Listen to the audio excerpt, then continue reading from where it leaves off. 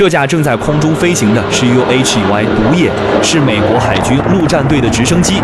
而今天他们将参加一场美国海军陆战队的沙漠巷战演习。地面上的陆战队大兵正在用 M240B 轻机枪扫射前方目标，这是一点也不心疼弹药啊。机枪手只管开枪，有专人给他补充弹药。一个步兵小组和其他成员都是负责给机枪手提供弹药的。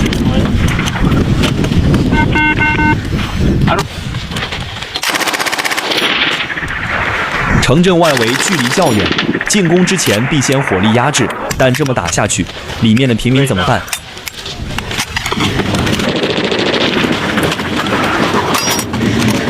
这辆 M113装甲车停的位置比较高，可以提供一个比较好的视野，方便机枪手开枪。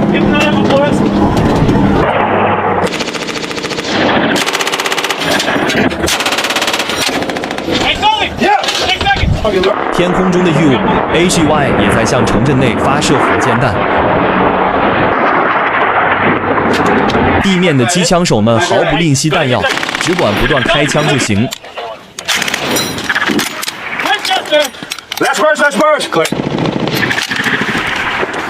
天空的 AH 蝰蛇攻击直升机也在不断向城镇内倾泻炮弹，这样的巷战还有多少悬念呢？可以看到这个机枪手旁边掉落的子弹壳，今天说什么也要把带来的弹药打完才能下班。打完一个弹夹，更换射击点，然后继续开火。天空的武装直升机会不断扫射，掩护步兵转移阵地。这么嚣张霸道的打法，也只有美军能用。空地配合无缝衔接，步兵完全不用担心空中威胁。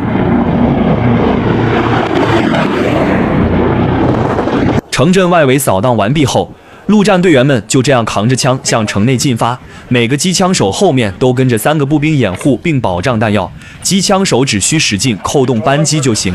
可以看到后方制高点这里架设的设备，这是激光指示器吗？负责引导激光制导炸弹。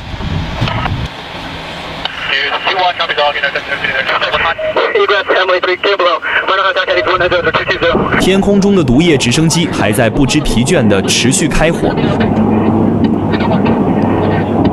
陆战队员已经到达城镇村口位置，然后停下等待行动指令。不断有直升机从后方赶来支援步兵行动，超低空从后方制高点这里飞过，女兵还能用手机拍一下画面发朋友圈，真是工作生活两不误啊！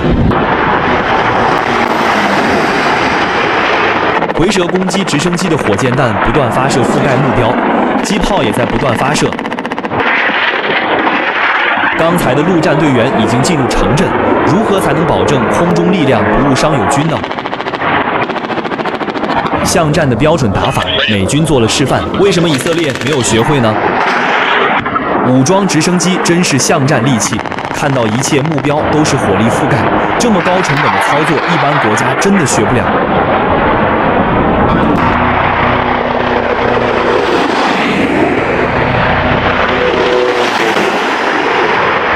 直升机的临时机场就在城镇外围，地面摆几个石头做好标记就行。直升机打完弹药飞到这里就能接受油弹补充。每个停机位都有1到2人的地勤人员。直升机降落无需关掉发动机，就可以直接加油和挂弹。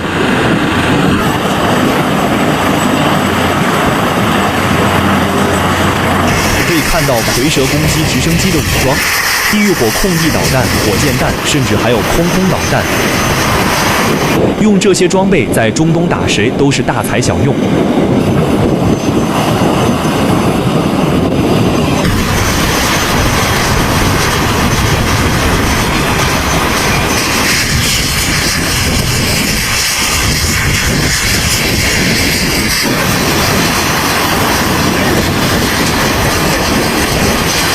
加完油的蝰蛇攻击直升机继续起飞，返回战场。美军的保障能力真不是盖的，这仗打得太富裕了。毒液也返回加油挂弹，重新起飞。有这样的空中力量，再去一次摩加迪沙的话，还会上演黑鹰坠落的悲剧吗？看到任何目标都是一顿突突，看着集装箱上密密麻麻全是弹孔，里面如果真的有人的话，估计已经被打成筛子了。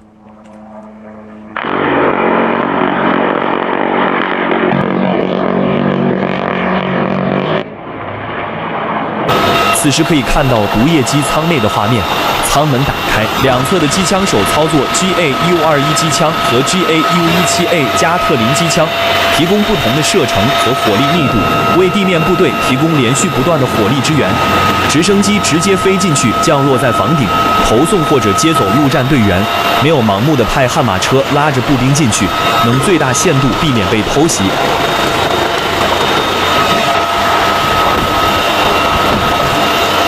大家看看加特林的开火画面，下面房子里面的人还能安全地躲在里面等着和美国的步兵交战吗？